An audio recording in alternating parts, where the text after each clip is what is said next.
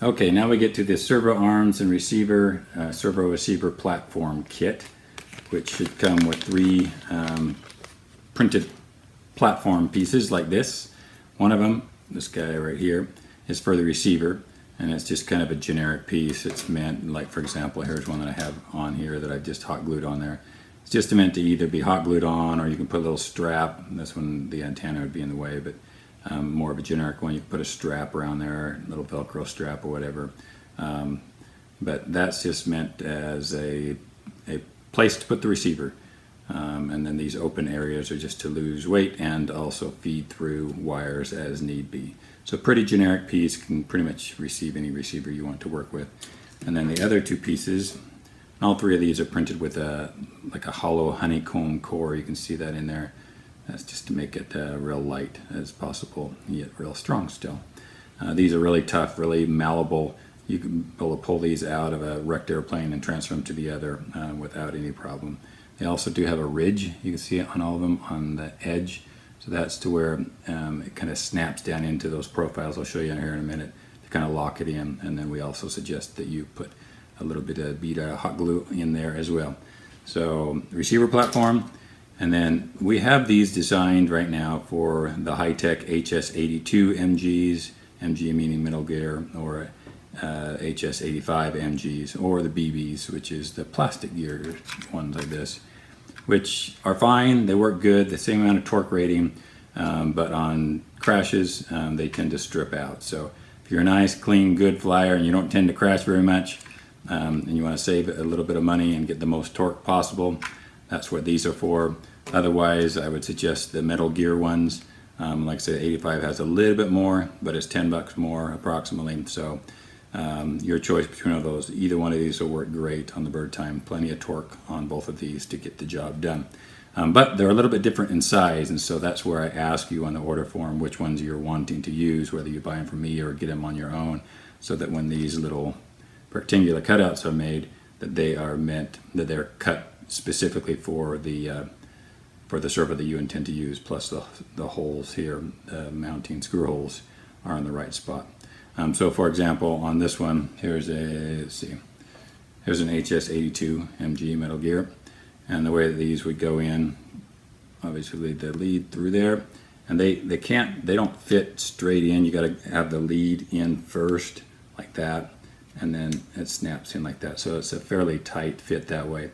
And then those screw holes are ready to receive the screws that come in the box, come in this there, and then also the these guys.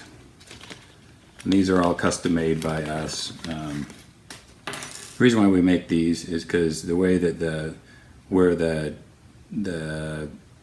braided cable for the elevator and the rudder, the aluminum rod comes through, and where we like to sit these servos, which is as low as possible, down in the bottom tier section, they just don't line up real well to a standard servo horn. And so we've custom designed them to where they drop down to be able to receive the servo horn where they should be, and still have the luxury of a swivel attachment on there. We also have injection molded splines in there. This is an injection molded piece that we buy, and then we epoxy in there, or CA glue in there, so that you get the precision of that spline that fits perfectly onto those, but the customability of having it positioned exactly how you want.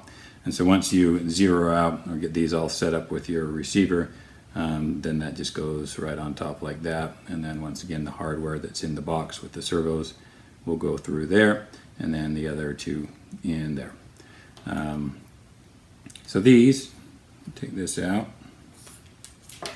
like for example, this is the back one, and it does, you can see there's kind of a wedge shape. This is wider on this side than this, so it does matter which way it goes in. As the fuselage is narrowing, you're wanting the narrow part of this, of course, toward that back. And so you would either put hot glue on the back side of this. As you're trying to piece this in, I prefer to just put a little bit of hot glue down in the wood and then work my way. It's gonna be hard to do. Trying to keep it in frame, and then just slide it in like that. And like I say, it's not just meant to just sit there. It will actually basically snap into place so it doesn't move anywhere. Oop.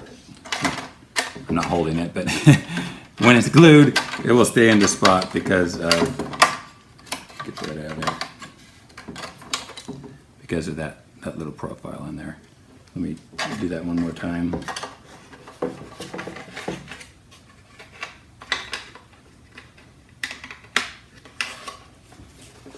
Like that.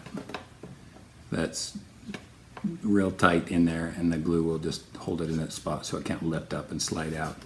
The next one would be this little guy. It also has a little bit of a taper. Once again, the wide toward the front of the airplane, the narrow toward the back, and sliding that in there. This one's going to fall out now because it's not glued. So just get that out of the way. Narrow toward the back.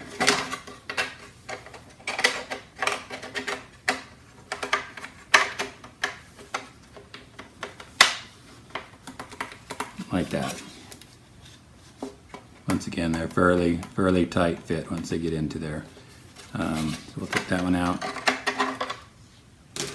Same thing. This one does not have a taper. It's the same either way, so you don't need to worry about the orientation, which way that goes. There's orientation this way, of course, because of the bevel on the edge, but that just goes right down onto that lower area there. You could theoretically even just take this out so you don't have to mess with that, but it does give some strength this way, so I would just assume leave them in.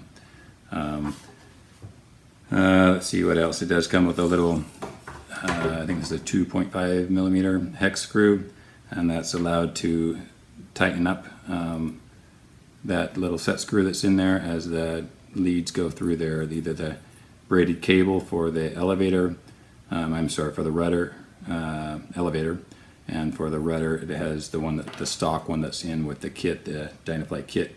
The aluminum rod will go right through and fit into those as well. So that is that kit. Let me think if there's anything else. If you do have anything like an extended antenna like this one does, you can just feed that up and hot glue that onto the side of the Vertitime, however you see fit on that. That's what I usually do with that. All of these open areas, these are just for snaking in, once again, to lighten things up and to snake the wires toward the front to the receiver or whatever else. This for the Velcro strap if you're wanting to do it that way. So there's no, you can use those as needed. Sometimes I use those to get the tweezers in there too to help feed the servo wires along the bottom side. But you'll see a photo on the website of how that's done when it's completed, how neat it looks and how organized it is. So that is your servo arms and receiver kit. If you have any questions regarding that, anything that I haven't covered, give me a call and I would be glad to help you out. Thanks a lot. Goodbye.